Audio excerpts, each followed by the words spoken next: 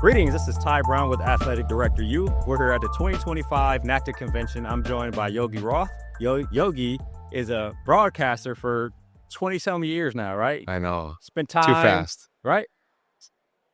With the Pac-10 networks, right? Started off at Fox and ESPN, then went to Pac-12 networks for 12 years, and then positioned last year, went to Big Ten Network and Fox. So it's been a fun career, living the dream I had when I was literally like calling my own game, shooting hoops in Pennsylvania, man. So Ty, honored to be here with you. I'm a happy guy to be I know here on with many you. levels. Yeah, that's interesting. Okay. Got your own podcast, Y Option podcast.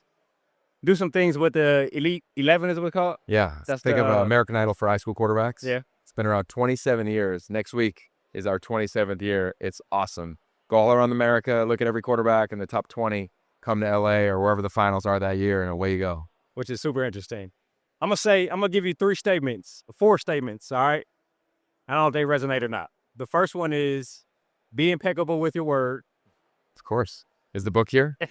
You know? The second one is don't take things personally. Don't make assumptions. Yep. And always do your best. I love that. Yeah, we're talking about the book, right? Four agreements. Yes, sir. And I bring that up because one of the things that you're known for in terms of the podcast you do and some of the things you talk about when you do lectures is just the psychology of performance, right? Whether that be in sport, whether that be in life or whatever it is.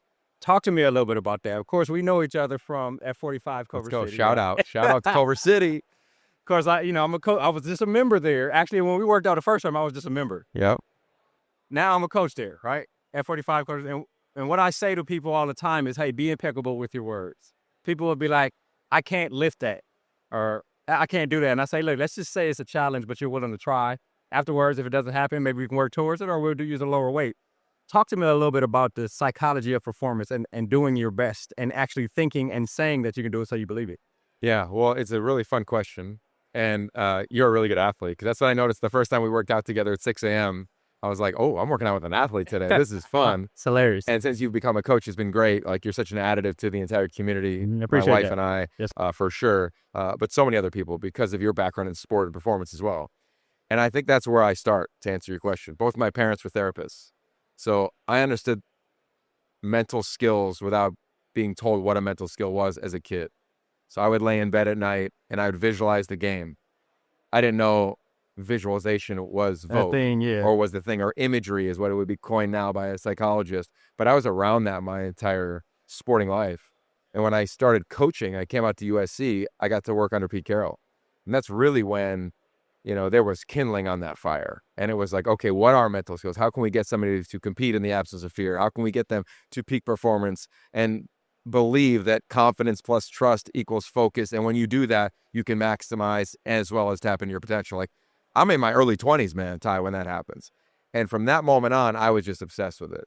And now as a broadcaster, every culture I drop into, or even the Elite 11, my job is to really be the host of that entire event. My job is to push, prod, ask questions, drop a little gem here and there to get people to think and reflect on, how am I talking to myself? Right? What is my body language like? And as a broadcaster, when I have our crew together, I'm asking cameras, follow their body language. Because he told me yesterday in the meeting, this is how he navigates adversity. The acronym I love in broadcasting is PACE, plays after critical errors. So after every interception, there's a camera on the quarterback. After every drop, there's a camera on the wide. Like, how are you going to navigate that? So yeah, that has been a foundational part of my life. Same part of my parenting life with our two sons. So it's a fun question that I love talking about. I could talk about for days. How do you include it in your personal life? And of course, I know your wife, met your children. How do you include that in how you live every day? Well, if you asked our sons, like, what's the only rule we have in our house, they would recite, don't cheat, don't lie, live with integrity, right? And that's a combination of my entire sporting life. And one day it just came out of me when our oldest was like 2. I was like, here's a rule in the house. But it's been a mantra for us. We talk every day about doing what you said. My wife will drop him off at school and talk about being impeccable with his word.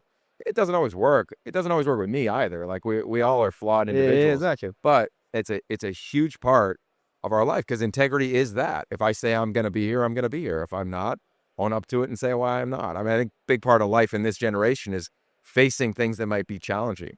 Because as we know, the guys that play at Michigan State where you played or played at Pitt where I played, they could dip the minute it gets hard. We didn't even have that option. If you did, you had to sit out a year, you drop down. Like there was no incentive. Now there's millions of dollars of incentive. Yeah. So I think it's more paramount now than ever for coaches to front load that trait, for strength and conditioning staffs to carry on that message, and for players to embody it and live it. Because you can't run from it. You can't run from the adversity. It's going to hit you whether it's at one school or the next. If you're lucky in the NFL, it's definitely going to hit you in the workforce. Definitely going to hit you in marriage or kids and relationships. So I hope that our kids and anybody I'm around would feel like that. Yeah, that is a first principle. Yeah. In anything that I try to be a part of. Yeah, it's interesting. I tell you what, when I see you working out with your wife, me and one of the other trainers are like, man, every time they work out, it's like they're on a date. Yeah. Right, talking to each other. And I'm not married, so I don't know, but it seems like you guys have fun when you're doing it. And I know both of you travel a lot, so it's like, okay, this is our time together. Let's maximize our time together. So I really appreciate that. Yeah, well, it is. We call it that. Oh, really? Like it's our day date. Yeah. And we go and we talk smack, but we flirt, right? We talk about the day, who's picking up the kids, but it's really a fun way to be playful. And we go at noon every day. Like some days I want to work out at 6 a.m. Get it, like that's how we're trained. That's our mindset. Get up and let's go. Our body, like get up and move. But it's like, no, this is no matter what you got going on. That's what I love. I'm such a ambassador for F45 of like, you can go get one in like you were in college, go get a workout in, sweat, get after it with a great community, and you're in and out. Like we work out from 12 to 12:45. I'm on calls at 1, and so is she. But it's a super connected 45 minutes. We're getting fit. We're talking trash. It sets up the next couple of days or the weekend. Like it's a beautiful atmosphere. I love to see it. I appreciate that you recognize that, because I tell that to my married friends a lot of work out with your partner, not to like coach them or one up them. Like nobody wants to be coached as an adult by their peer necessarily, like especially someone that like you're in love with. But it's super fun. Like it's a date. I love to see it. I love to see it. Yeah, I have lived some of the principles you're talking about. I told this story on Athletic Director year before, and I talk about it in public sometimes, is when I went to Michigan State as a freshman, I tried out for the football team and didn't make it, right? And my father was at home. He was dying of cancer, and I was going to go home, go to a junior college, try to get scholarships, do the things. Mom was like, no, you need to talk to your father. So what he told me was, you're not there to play football. You're there to bring home a piece of paper, right? And you're going to enroll in class and you'll be back there next fall, right? So what that did for me was understand the difference in purpose versus goals. Telling myself, there's a reason why I'm here and football isn't it, right? And so that helped me delineate and set a path of telling myself, why am I here? Why do I exist? What am I doing? Yeah, right? That's so good, man. And that was the thing, right? So then I went back and tried out again, and you got on the team. And away you go. Right. It's fun. I'm really thankful. A lot of coaches will bring me around in the off season. So I was just in Tuscaloosa at Alabama, and I'm doing a version of media training, brand building. But regardless of the locker room I'm in, I would say the same line, which is, let's pause and stop taking time to build your logo, and let's start to leverage the one that you're wearing. Tom Brady's the greatest football player of all time. He's still not bigger than Michigan. And I think it's important to delineate that, because I think for head coaches, athletic departments, you're front-loading opportunities in this environment we're in right now. We're going to help build your brand. And I always say, name the best brands in the world. I've done this at hundreds of locker rooms, and they all say the same thing. Nike, Beats, Apple, blah, blah, blah, blah, blah. Not one time, Ty, has anybody ever said a human being's name. Oh, wow. And I say to them, because you're not a brand. You're more than that. You're a heartbeat. You're a story. That was my talk here in Active. Like, you're a story. What is the story? Can we get back in touch with why we fell in love with play versus athletes now are transactions. We are in the most transactional environment in the history of the world. Me, yeah. So whether you're an administrator being like, why am I here? I didn't sign up for this. True. You signed up for sport and they're still playing sport. So can you tap back into that? And I love what your dad said to you.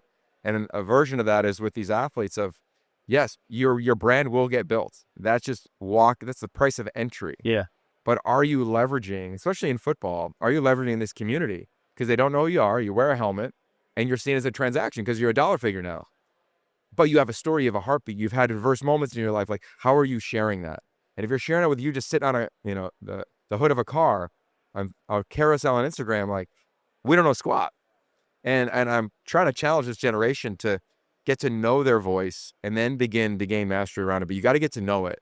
And in recruiting now, unlike how you grew up, in recruiting now, it is you're posturing all the time. You're told who you are. I wrote a book about it called 5-Star QB, about the history of recruiting and how so many athletes are told who they are. And then afterwards, it's horrific. It's such a challenge for them to break away from somebody else's definition. Yep. It's just the facts. Like, so what how it do you is. navigate it? You get to know who you are and what your voice is. 100%. I got a couple questions here and we'll wrap. 2 different subjects, so I hope I don't forget, right? Okay. But they kind of tie. The first one is, it's something I have coined, and I hope that it picks up, but I want to say that I coined it. It's athlete identity syndrome. Okay. And it's tied to what you're talking about. It's when people stop competing and when sport goes away, they don't know who they are because they haven't taken the time to figure out who they are and define who they are, so that when they separate from sport, they don't have an identity crisis. And I'm sure you've seen it. Oh, yeah. Lived it. I've seen it, right? I don't know if I lived it as much being a walk-on, realizing that everybody else is better, so this ain't long-term, so this is going to stop. I got to a point where it was just fun for me to be on the scout team, right?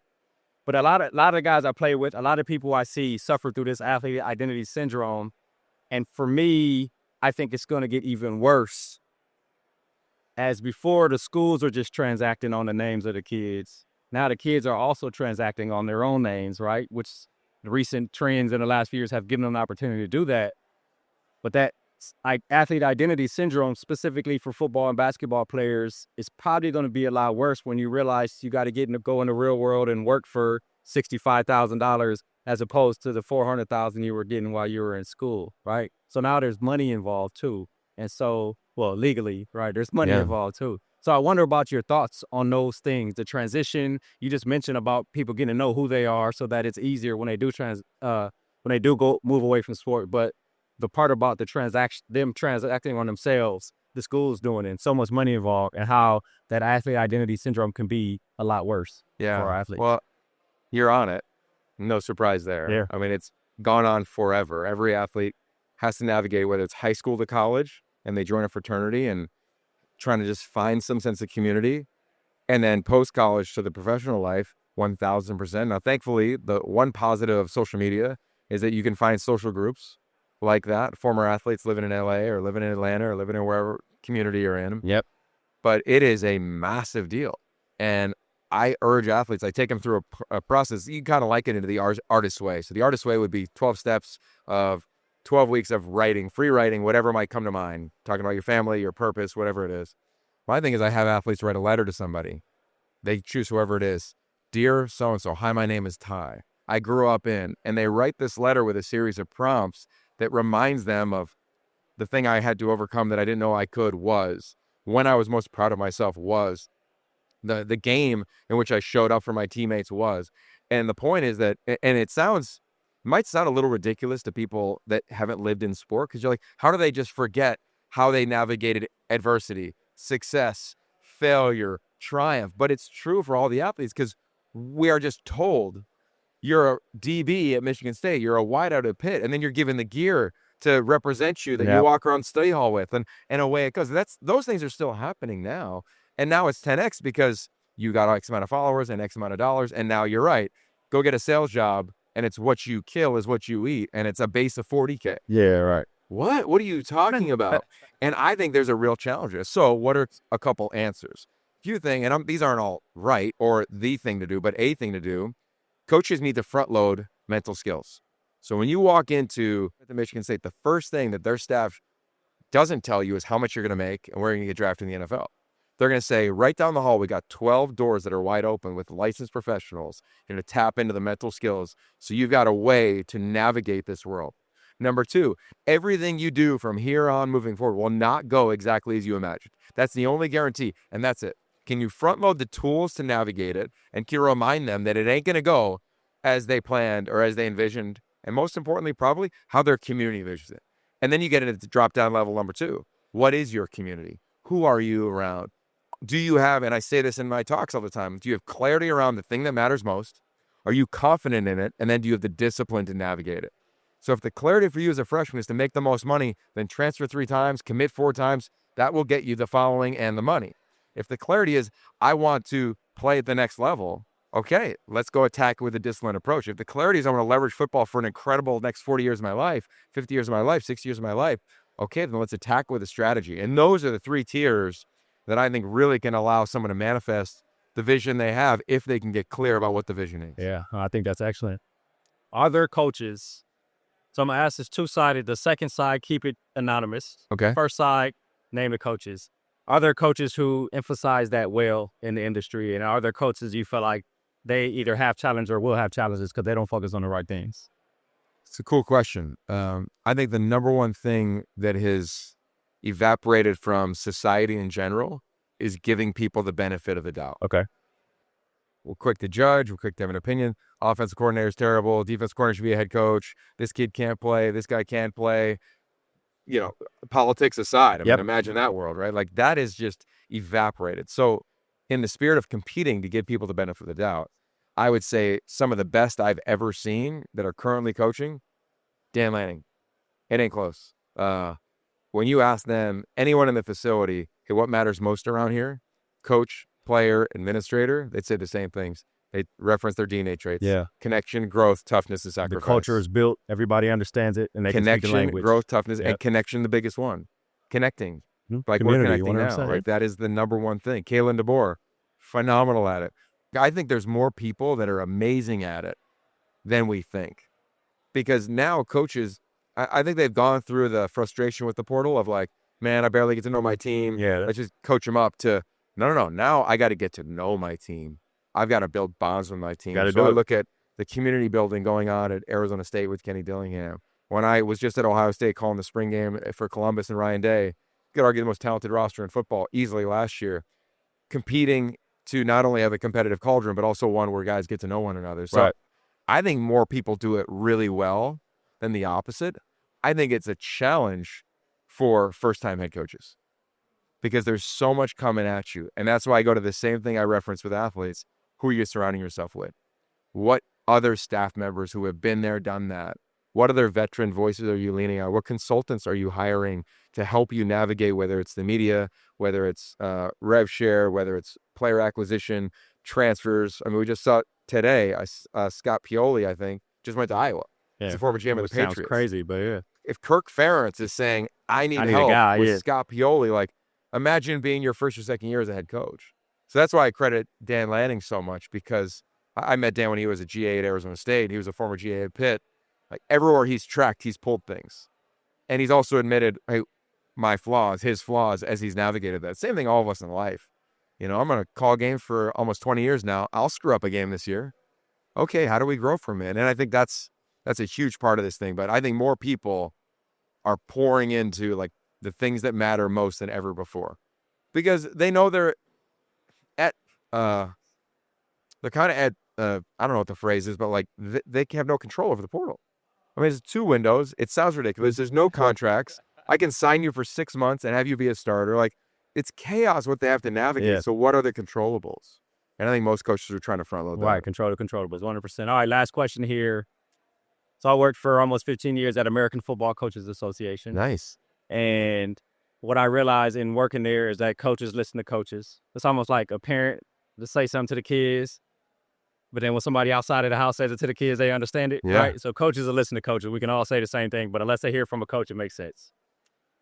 I say that to say the audience for this are college athletics administrators, right? You can interpret what coaches need, what coaches do. Can you tell us what administrators need to do to help the coaches be successful at what's happening now in college football? That's a cool question. Yeah. It was asked in my keynote earlier today where they asked a question about alignment. And if we're going to be real, some of the programs listening to this show or watching it now have tremendous alignment. I'd say Oregon, Washington, a lot of the schools that I'm around in the Big Ten have that. Some schools don't have the amount of people, right? Everybody's doing 4, 5, 6, 7 jobs. It's hard to have alignment. So my answer to that question is to go to the top and ask from president on down, I'm talking school president on down, what is the one thing that matters most? What are the 3 things that matter most around here? And do we own that? And if we own that, if you say, graduation, if you say development, if you say professional, get to the pros, like whatever, I don't care. Whatever it is, lean into it. own it. So then as you're an administrator, you're like, all right, I'm echoing that. Same thing with a head coach. Because every head coach is running their own Fortune 500 company. 100%. To a large degree, especially in the revenue generating sports. Coach, what matters most to you? So then whether it's the buses, the food, the off the field activities, the donor events, the people we allow into campus, the community groups we engage with, like they all can mirror that. And the ones that don't fail. I'll say this as a broadcaster. For 19 years now, I've gone into every production meeting and I ask the same question, which is, coach, head coach, what matters most around here? To the OCDC, what matters most around here? These are separate meetings. To the players, hey, what gets talked about a lot around here? And if they are not in the same vein of one another, You can already see what's going on. Yeah. Tai, I have predicted at a higher than 95% rate. Oh, wow. When a game is tight late, or there's a moment that needs to be made on a critical third or fourth down, a hard count, whatever it might be, you can predict who's going to survive and who's going to struggle, who's going to thrive and who's going to struggle. And it's really evident. And that's a fun question to ask, because then you find out, like, the GA should know what matters most because the head coach has said it so much. Yep. As should the sport administrator. And they need to compete to break those walls down early. We are on the same team. Even though I work for the university and you also work for the university, I don't necessarily just work for you. Like, we are fighting and competing on behalf of a bigger mission. That's why when you look at the Ducks, like, and I say them because they're so prominent, of Phil Knight, Rob Mullins, Dan Lanning, and so on and so forth throughout the athletic department. It's a brilliant example. And take away the resources. It's how they communicate. Yeah, 100%. Period. Let alone, and then the resources, of course, give them a chance to do everything special. But that is it, man. I think that single question, what matters most, solves a lot of things in my personal life, professional life. I think with teams, you name it. I work out, what matters most, man? I want to make it to tomorrow. All right, don't kill yourself. You got an injury, bro. Whatever it is. Yeah. So there you go. That's my answer. Yogi, this has been an excellent conversation. I appreciate you joining us here on Athletic Director U. Definitely see you again in the gym in the near future. I know. Or when are you coming back? Coming back this week? Yeah, I'll be back later this week. Okay, all right. I'll find you later this week. So cool to do this with you after watching you do it last year and seeing all the dualities in your life, man. I appreciate you, and it's been really cool getting to know you. Yes, sir. That was Yogi Roth. Yogi is a broadcaster, author, podcaster, public speaker, number of different things, high-level workout general at F45 Culver City. And, of course, I'm Ty Brown with Athletic Director U. And keep in mind, the role of a leader is to create and maintain an environment that people want to be a part of. And as always, be better tomorrow than you are today.